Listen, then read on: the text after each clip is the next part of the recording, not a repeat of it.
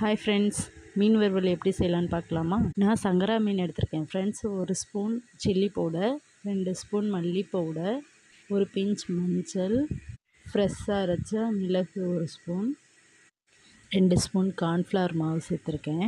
1 spoon அளவு lemon இருந்தால் சேர்த்துக்கலாம், இல்லைனா ஸ்கிப் பண்ணிக்கலாம். 1 ஸ்பூன் கடலை எண்ணெய், இஞ்சி பூண்டு விழுது 2 ஸ்பூன் சேர்த்துக்கலாம். நான் காஷ்மீரி சில்லி பவுடர் யூஸ் பண்ணியிருக்கேன். நீங்கள் நார்மல் சில்லி பவுடர் கூட யூஸ் பண்ணிக்கலாம். பொடியெல்லாம் மிக்ஸ் பண்ணியாச்சு. இப்போ மீனை அதில் சேர்த்து எல்லா இடத்துலையும் படுற மாதிரி மீனை ஒன்று ஒன்றா சேர்த்து நம்ம மேரினேட் பண்ணி வச்சுக்கலாம். 1/2 ஹவர்லேருந்து 1 ஹவர் வரைக்கும் மேரினேட் ஆகட்டும். இப்போ ஒரு பேன் வச்சு அதில் நான் கடலெண்ணெய் தான் யூஸ் பண்ணியிருக்கேன். ஒரு மீனாக போட்டு நம்ம பொரித்து எடுத்துக்கலாம். நான் ஆயில் சேர்க்க வேண்டாம்னு இந்த மாதிரி தோசைக்கல் மாதிரி ஒரு இதில் பொரித்து எடுக்கிறேன். உங்களுக்கு தேவைன்னா ஆயில் டீப் ஃப்ரை கூட பண்ணிக்கலாம்.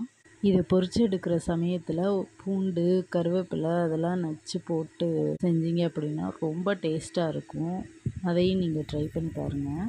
மீன் சிக்கன், மட்டன் மாதிரி இல்லைங்க, கொஞ்சம் சீக்கிரமாகவே வெந்துடும். இந்த மெத்தடு பிகினர்ஸ் கூட ரொம்ப ஈஸியாக செஞ்சிடலாம். ப்ரௌன் கலரில் வந்ததுக்கப்புறம் எல்லாத்தையும் திருப்பி போட்டுக்கலாம். திருப்பி போட்டு நல்லா வேக வைக்கலாம். வெந்ததுக்கப்புறமா தேவைப்பட்டால் கொஞ்சமாக கருவேப்பிலை சேர்த்துட்டு எடுத்துக்கலாம். 2 நிமிஷத்தில் எக்ஸ்பிளைன் பண்ணியிருக்கேன். இதை கண்டிப்பாக ட்ரை பண்ணி பாருங்கள், ரொம்ப டேஸ்ட்டாக இருக்கும். எந்த மீன் வாங்கினாலும் ஃப்ரெஷ்ஷாக இருக்கான்னு மட்டும் ரொம்ப நல்லா பார்த்து வாங்கினாலே போதும். மீன் ரொம்ப டேஸ்ட்டாக இருக்கும். எனக்கு தெரிஞ்ச 2 டிப்ஸ் மட்டும் சொல்கிறேன்.